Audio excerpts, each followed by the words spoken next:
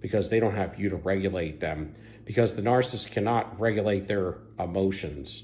And so that's one of the things that you see in the narcissistic family unit, is a lot of times whatever emotions that you have, you're not able to process them. And because you're not able to process them, a lot of times, you have these pent up emotions and you don't know why you feel the way you do. And they could be backed up, meaning like you got emotions from years ago. And that's kind of where some of this shame or some of this childhood wounds come from. It's because parents in a narcissistic family unit, you're going to have one narcissist and you're going to have one empath enabler that's unawoke, generally speaking, or it could be another narcissist or a narcissistic individual. But generally speaking, that's how you'll find them. And when you find them that way, the enabler gets kind of to a similar toxicity level because they have to back the narcissist up.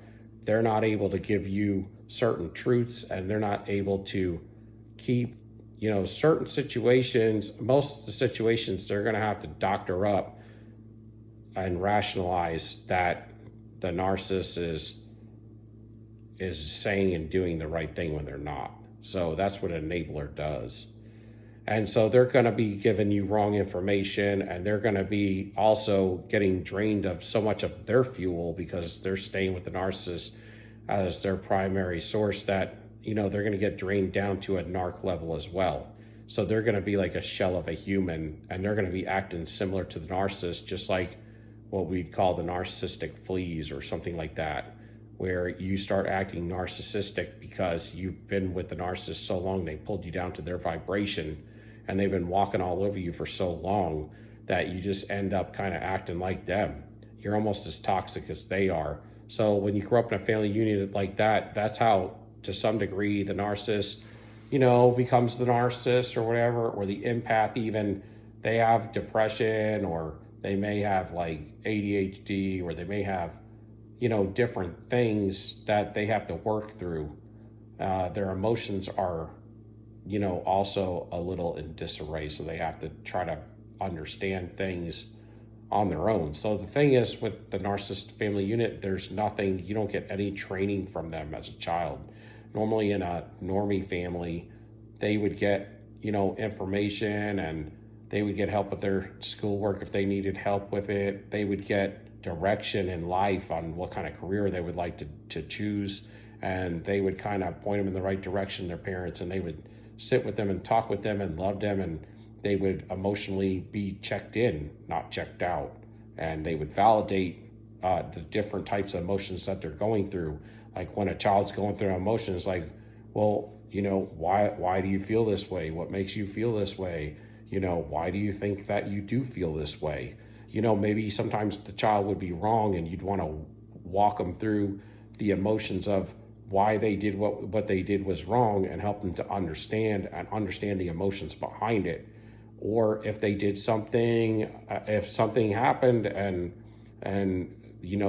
they're going through emotions, that the parent should be able to sit the child down and help them understand what they're feeling and why they're feeling it, and help them to sort through it and work through it and walk them through those emotions, so that the child would learn at an early age how to deal with certain situations if those emotions arise again. The unfortunate thing is, in a narcissistic family, you don't get that. You don't get no emotional support. So that's why, like in the case of the narcissist, they just become a narcissist as well. So they end up becoming a narcissist, and they start doing the same thing. They don't emotionally regulate. They don't deal with their emotional feelings. And so they just throw it on other people, and that's their answer, and steal their energy and walk away, almost like you forgave their sins or something. Because I call it sin soul energy. They throw their sin soul energy on you, and then they walk away with your good soul energy. And then when you're dealing with that in the family unit as well, the head narcissist be throwing their negative energy on you and everybody else in the family. If you're the scapegoat, then you got not only your own emotions to deal with, but you're trying to burn off theirs as well every day. And you have trouble kind of understanding things, especially when it gets to an emotional level. And so when you get older, it's kind of like you go through different things where you're not completely broken from this emotional situation, but you are somewhat damaged because you have to now sort through emotions. So sometimes in certain cases, you can get to a point to where if you're around people and they're throwing negative energy on you, you can get a little confused on what's yours and what's theirs, you know? And so you might absorb it all. And to some degree, that's because as a child, you grew up and you weren't able to work through these emotions. So you have to kind of go back to the drawing board sometimes and have to understand all of this. And you have to like recalibrate your, you know, your intuition, your boundaries, and the way that you deal with individuals or that you allow them to deal with you. And so with the narcissist, they just continue as a broken individual to make everybody else be the brunt to bear of their burden. And that's not fair, because we should not ever have to regulate somebody else's emotions.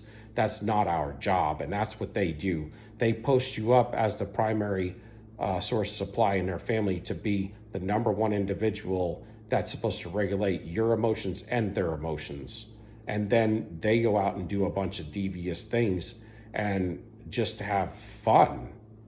And it's almost like it's what you used to call, they used to say Bobby's World. It was like a old cartoon, but it's almost like it's the narcissist world. It's like you're just living in it. And that's not fair to anybody. We all have a birthright. Don't walk on mine. And the only thing that you have to do as an empath is to protect your boundaries and don't allow negative people in and around your life.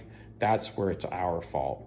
But if we grew up in these families, we didn't know until recently when we actually awoke to these things. And now we need to focus on recovery and protection, recovery, and growth in these areas so that we can mentally, physically, psychologically, spiritually, and emotionally be keen to everything that's going on in our crooked ass world. Okay, so if you could give me a like, subscription, a thumbs up, appreciate y'all, love y'all. Until next time, sold you up, peace, we out.